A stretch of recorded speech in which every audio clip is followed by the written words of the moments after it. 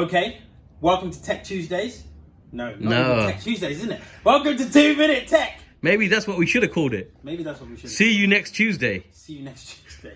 Well, we'll say that at the end. At the end now, yeah. So, welcome to 2 Minute Tech. I want to talk to you guys today about air vents.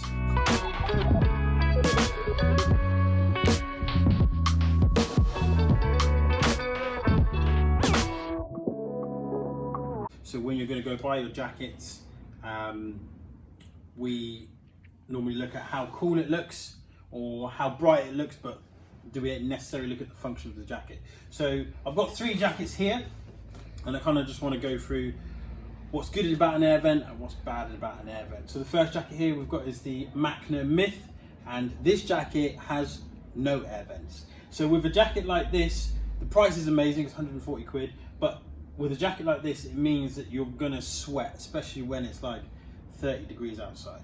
So if you wanted to get any sort of ventilation, we covered it in our video on this jacket, but maybe you wanna open this part up, the cinching part at the back, or maybe you wanna unzip the jacket. But if you unzip the jacket, is it gonna be as safe? Because technically the safest is when it's zipped up.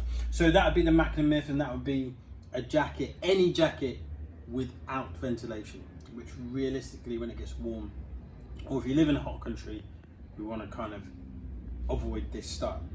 So then the next type of jacket would be something like this. This is the held Imola. This is a Gore-Tex jacket. This is a really, really good jacket. And this jacket does not have a removable liner, which means that any ventilation that is in this jacket, it will ventilate to the liner and not directly to your skin. So a way of testing this so that you know, so here we've got a vent in the arm. You've also got vents in the sleeve. The sleeve is actually quite cool. You have this double vent here, so you could have that open that way, or you could zip it down that way. That way your cuff is still closed and you've got some venting going on there.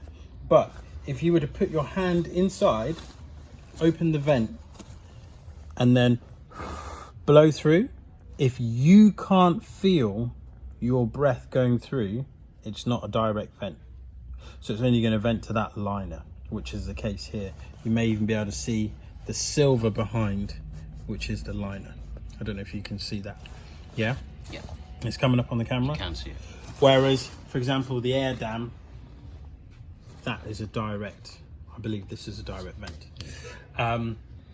So then, the third type of air vent we have, this is the held Renagade, and actually there's 2 versions of this third type, not 2 versions, 2 examples. So we have the air dam here, and then I can just use this vent. So in this jacket we have a removable liner.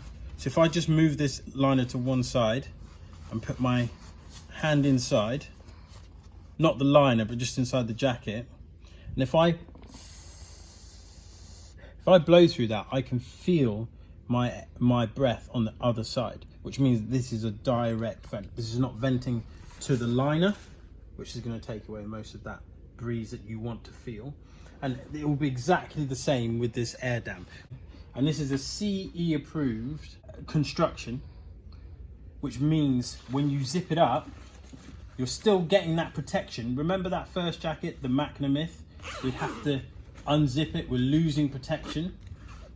Well, now we've still got that CE approved protection, but now we're getting that ventilation that we require when it's 20 plus degrees for the 4 or 5 days in England.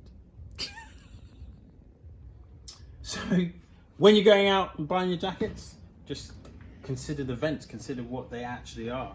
Sometimes they will market them as vents, but really and truly they don't work. They're just zips.